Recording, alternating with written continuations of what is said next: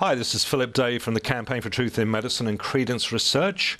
Your news, my views. We've been going through the newspapers again, and one of the major stories that has come out in the last 3 or 4 years is the rapid acceleration of dementia in our society, Alzheimer's dementia especially, EMI care. The cost of this globally is shortly to be a strategic threat to the Western nations.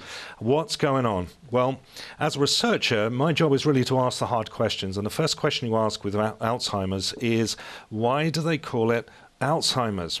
Why don't they call it Shakespeare's disease? Because it wasn't around back then. Why don't they call it King Canute's disease? Because it wasn't around in the 11th century.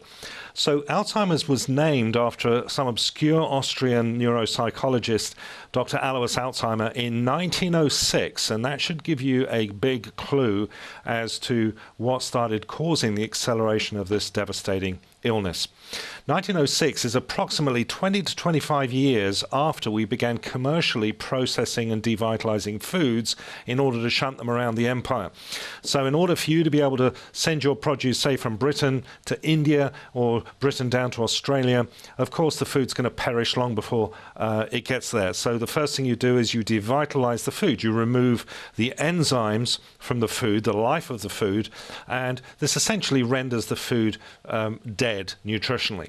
But it does mean that the food will last and won't go off and perish if it's kept under certain conditions.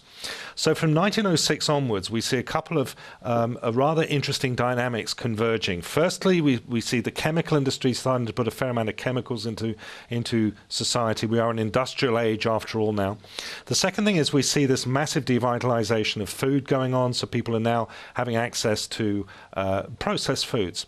The third thing, and this is pretty important, is there's a substantial increase in the consumption of sugar going on at that time. And one of the processes that is linked to Alzheimer's is the process of glycation, which is where excess consumption of sugar begins corrupting proteins. We see this in cellulite, we see it in a variety of other illnesses, but also it's now being linked to Alzheimer's. Dr. William Davis, author of Wheat Belly, cardiologist, is also linking the consumption of wheat to Alzheimer's dementia because of this same glycation process. So let's see what the media has been putting out. Here's the first clip. Alzheimer's may be caused by poor diet. You know, you have to compare this with whether or not people were suffering from this level of dementia going back in, say, the 14th, 15th centuries. We've always had a type of dementia rolling along at a very low level if you go back and do your history, but nothing to the extent that's now afflicting us across the board. Second clip we see here, of course, is stating how healthy lifestyle can prevent half of all Alzheimer's cases, as 1 million are expected to suffer from disease within a decade.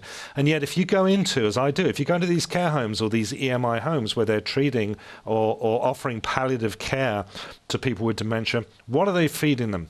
Donuts, ding-dongs, processed food, sugar, much as you can have.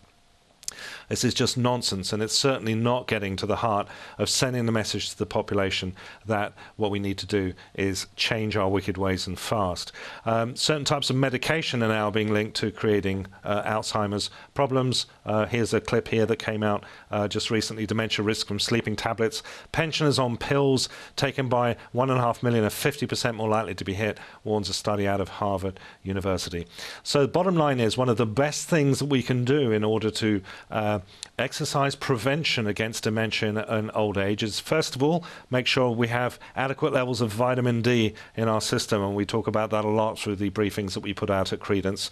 The next thing is to make sure that a high percentage of your diet is unprocessed whole foods, even as much as 80%. In fact, if you're over 50 or 60 years of age, one of the beneficial things you can do is to switch over to a majority plant-based diet. So that's going to be approximately 80% plant foods, about 10 to 15% animal products, and then the rest of it is your little wiggle room at the top. Drinking plenty of water and making sure that you're getting regular exercise. One of the most important things that's always given the intellectual nod to, but then we never do it, is going to be exercise.